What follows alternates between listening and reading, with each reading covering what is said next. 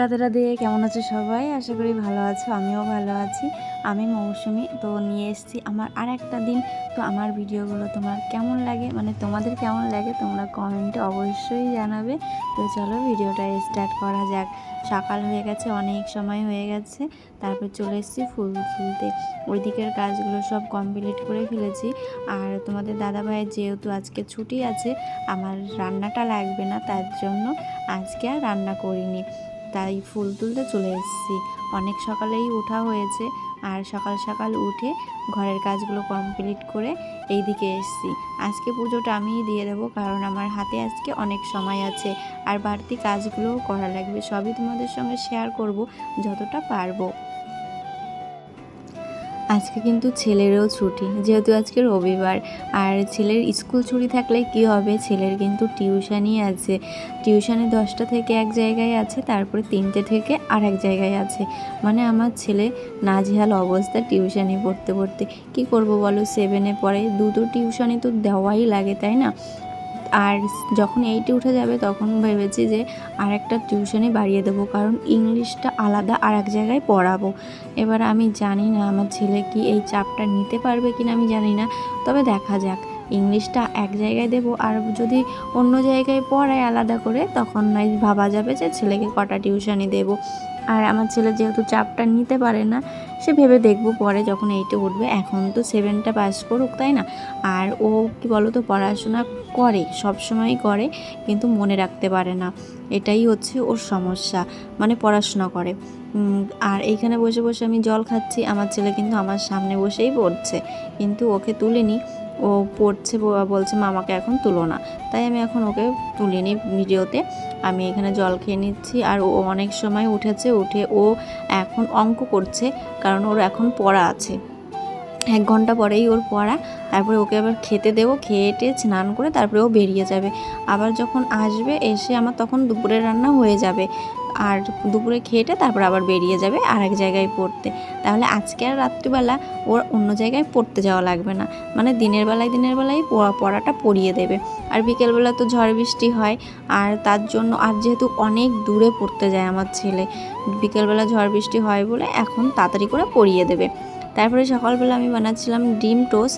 আর ডিম টোস্টটা বানিয়েছিলাম, বাবা এনেছিল আগের দিন রাত্রিবেলা, বলেছিল রাত্রিবেলা বানাতে, কিন্তু আমি বানাইনি। কেন বলো তো, ওই যে আগের দিন বলেছিলাম শনিবারে আমরা ছিন্নি প্রসাদ খেতে গেছিলাম, বড় ঠাকুরের পুজো হয়েছিল, তাই জন্য আমি আর বানাইনি। বলেছিলাম যে কালকে সকালে বানিয়ে দেবো, তাই আমি এই যে আজকে বানাচ্ছি ডিম টোস্ট। আর আমার ছেলে বলেছে যে মামাকে খেতে দাও, আমি টিউশনিতে চলে যাব। আমি বলেছি যে এখনও টাইম হয়নি, আগে খেয়ে নাও ধীরে সুস্থে, তারপরে ভাত খেয়ে তারপরে বেরিয়ে যাবে।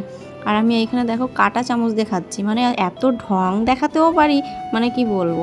বাইরে তো আর ঢং দেখাতে পারি না, ঘরের মধ্যে বসেই আমার নিজের ঢং আমার ছেলেকে দেখায়। আর ছেলে কি হাসছে, বলছে এত বড় একটা রুটি তুমি কাঁটা চামচ দিয়ে খাচ্ছ। আমি বললাম তবে কি হয়েছে, আমি নয় বাইরে ঢং না দেখাতে পারি, ঘরের মধ্যে তোমাকে একটু দেখাই। মানে আমার ছেলে ভীষণ হাসছে। তারপরে আমার শাশুড়ি মার সামনে বসে আছে, শাশুড়ি মা তো ভিডিওর সামনে তো আসেই না, বলতে গেলে চলে। আমার কিন্তু ডিম টোস্টটা খুব ভালো লেগেছিলো, কিন্তু বাবার পছন্দ হয়নি। আমি ওই যে কাঁচা ডিমের মধ্যে রুটিটা চুবিয়েছি, তাই বাবার পছন্দ হয়নি। বাবা খেতে চেয়েছিল আগে ডিমটা বানিয়ে তারপর ওর উপর দিয়ে যে পাউরুটিটা দিয়ে দেয়, বাবা ওইভাবে খেতে চেয়েছিল। আমি বলেছি ঠিক আছে, এরপরে যখন আনবে তখন ওইভাবে বানিয়ে দেবো। তারপরে মা বললো যে গাছে থেকে উচ্ছেগুলো পেড়ে নিয়ে আসো, যেহেতু লেবু গাছের উপরে উচ্ছে হয়েছে, মা চোখে দেখতে পায় না, তার জন্য আমাকে বললো যে তুমি উচ্ছেগুলো পেড়ে নিয়ে আসো, আমি দেখতে পারি না অত দূরে কোথায় ঝুলছে। তারপরে আমি আসলাম উচ্ছেগুলো পাড়তে, পেড়ে টেড়ে এখন দেখি আর একটা উচ্ছে পেকে গেছে। তো চলো তোমাদের সেটাও দেখাবো। আজকে কিন্তু অনেকগুলো উচ্ছে হয়েছিল, মানে আগের দিনের থেকে কম হয়েছিল। আগের দিন প্রায় 500-র উপরে হয়েছিল, আর আজকে ওই 300-350 গ্রাম মতন হবে। কিন্তু উচ্ছেগুলো পেকে যাচ্ছিলো বলে আমি তাড়াতাড়ি করে পেরে নিয়েছি। দেখেছো, একটা উচ্ছে পেকে গেছে। আর এই যে এইগুলো হচ্ছে একটু ছোটও আছে, কিন্তু বতি হয়ে গেছে, তাই আমি পেরে নিয়ে এসেছি। তারপর ভাবলাম যে এইগুলো কি আজকে ভাজা হবে, মনে হয় আজকে ভাজা হবে না, কারণ মা আজকে রান্নার কি কাটাকাটি করছে জানি না, এখনও দেখিনি। তারপরে এখানে গাছে একটা পেয়ারা হয়েছে, আমার পেয়ারাটার দিকে লোভ গেছে, মানে এই যে রোদ্দুরের তাপটা পড়েছে। এবার আমি ভেবেছি কি পেয়ারাটা হয়তো পেকে গেছে, কিন্তু না, পেয়ারাটা তো পাকেনি। আমি যে এই যে লম্ফ জম্ফ করে গাছের উপরে উঠে গেলাম, কিন্তু দেখি যে পেয়ারাটা পাকেনি, মানে পাড়ার পরে দেখলাম পাকেনি। এই যে জম্প করে এখন আমি গাছে উঠে যাচ্ছি। আর এই গাছে ওঠা নিয়ে আমি আমার বাবার কাছে অনেক বকা শুনেছি। আমি একটু রোগা তো, গাছে উঠতে পারি প্রচণ্ড পরিমাণে। মানে কি বলো তো, একদিন বাবা দেখে ফেলেছিল যে আমি গাছে উঠেছি, তখন বাবা আমাকে বকা দিয়েছিল। আমার বাবা আমাকে কোনোদিন বকা দেয় না, বা গায়ে আজ পর্যন্ত একটা থাপ্পড়ও মারে না, মানে মারেননি। এখন হয়তো বাবা নেই। তারপরে দেখলাম যে প্যারাটা কাঁচা আছে।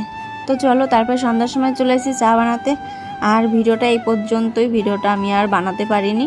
তো চলো, ভালো থেকো সবাই, সুস্থ থেকো। আর যারা ফেসবুক থেকে দেখছো তারা ফলো করে নিও, আর যারা ইউটিউব থেকে দেখছো তারা সাবস্ক্রাইব করে নিও। সবাই ভালো থেকো, সুস্থ থেকো, আর সবাইকে ভালো রেখো। আর নেক্সট ভিডিওর জন্য অপেক্ষা করো। চলো, টাটা।